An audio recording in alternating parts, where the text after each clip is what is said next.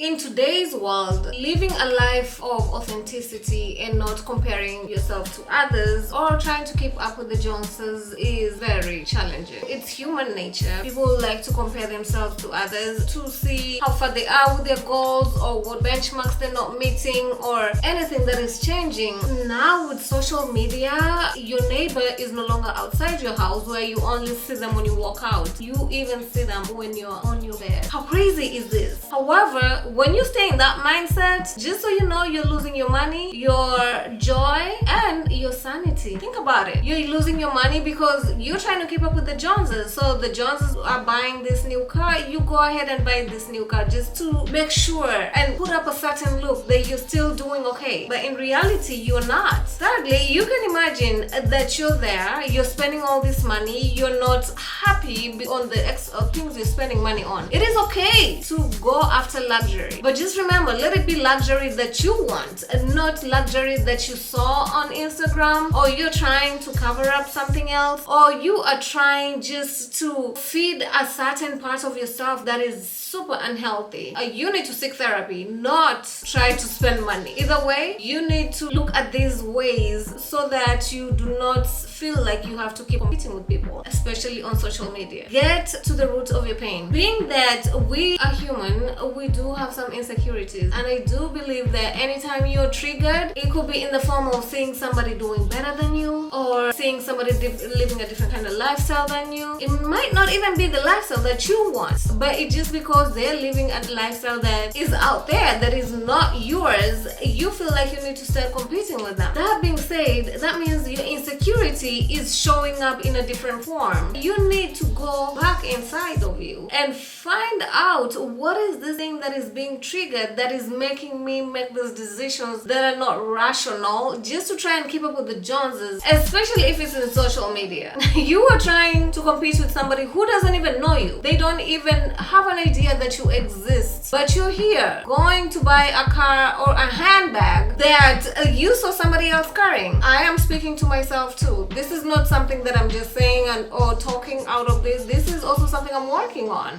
Nowadays I'm much better, but all I know is I wait about 2 weeks to see if this thing is still there and available. If it is, I might just get it. If it is, I might even think, do I still need it or do I still want it? This is the way that I have tried to keep my spending on the low and low. And also dealing with the insecurities. Shopping makes me feel better.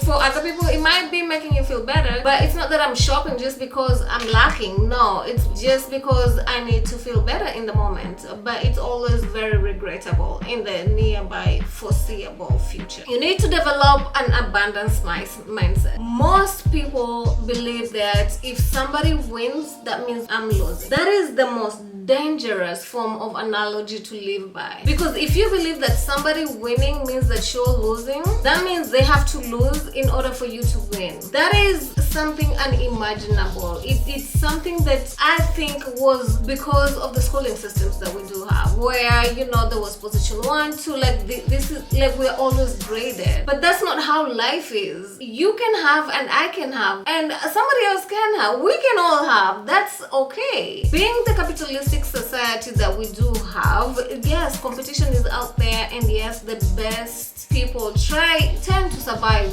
more and longer. But that does not mean on social media, when you see somebody getting a promotion or a friend of yours getting a new job, that doesn't mean that there's no other jobs for you. It just means that maybe this was not your turn, and it's okay. But having an abundance mindset will always remind you that there's enough for us to share in this world. Always understand that everyone's path is unique and very different. Your path cannot look like mine. My path will not look like yours. Your challenges are your own. My challenges are mine. My opportunities, my strengths, my weaknesses, all that, they're mine. However, you have different sets of weaknesses, strengths, opportunities, all that is yours. What you need to figure out is, how do I use this mix that I do have working for me to get ahead or to keep flourishing in this world? This is something that you need to always have in your mind, and also be grateful for what you have, because sometimes what you have I do not have. So it creates your path very unique. Set your own goals and standards. You can always be inspired by somebody. You know, sometimes like I will see something where somebody was able to read 30 books in a year. Maybe that will inspire me to pick up one book. This is the honest truth, because reading is something that I really want to get into, so I look for inspiration from other people. If you're using another person to inspire your goals and standards, make sure those goals and standards are applicable to you and very realistic to your lifestyle. If that is not the case, you're setting yourself up for failure. Straight up. You just need to be able to figure out that this is what I want, this is how I want to get it, and this is how I want it to look like for me. Because you can say, I want to be successful. What does that look like for you? When will you know that you're being successful? When will you be grateful that your life has moved in the tangent and the direction that it has been moving? These are all questions you need to ask yourself in order to be able to say that yes, whatever I'm pursuing is very much worth it, and my goals and my standards that I have set are leading me in the right direction of life. Focus on your strengths all the time. Everybody has strengths. As much as we're human and we have some weaknesses, we do have strengths. Everybody, no matter how bad or how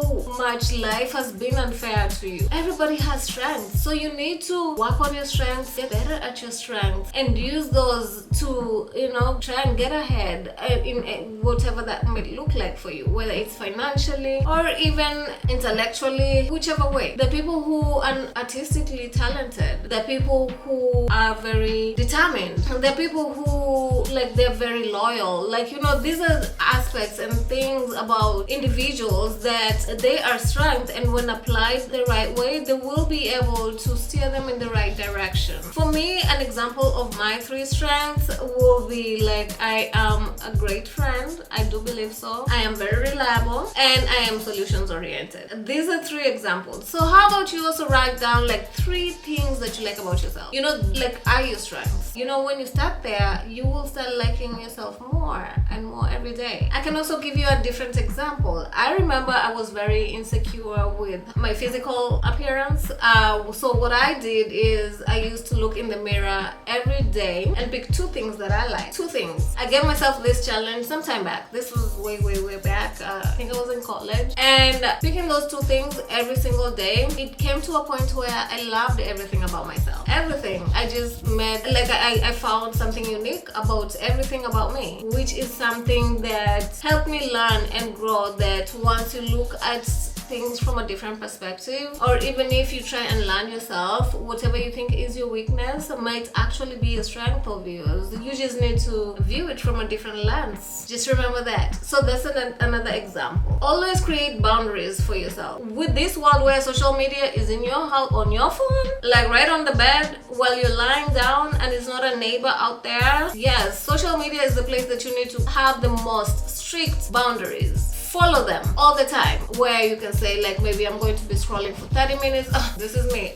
Find me on TikTok, I could stay there for hours. Always remember that you have to have boundaries and limit yourself to the amount of time that you're using to compare yourself to other people online. That being said, the last point would be celebrating other people. It's okay when you see somebody on social media, just know they're another human being like you. They have their own form of struggles. So when somebody is winning, they did work hard to get to where they are. So go ahead and celebrate these individuals. Celebrate them just like you would celebrate people you know, even if it's people that you don't know, but you're rooting for them. If you're following them, you're rooting for them. So go ahead and celebrate them. So these are the 7 things that you need to be able to do to not feel like you're competing with others. Thank you so much for joining me, and until next time, goodbye.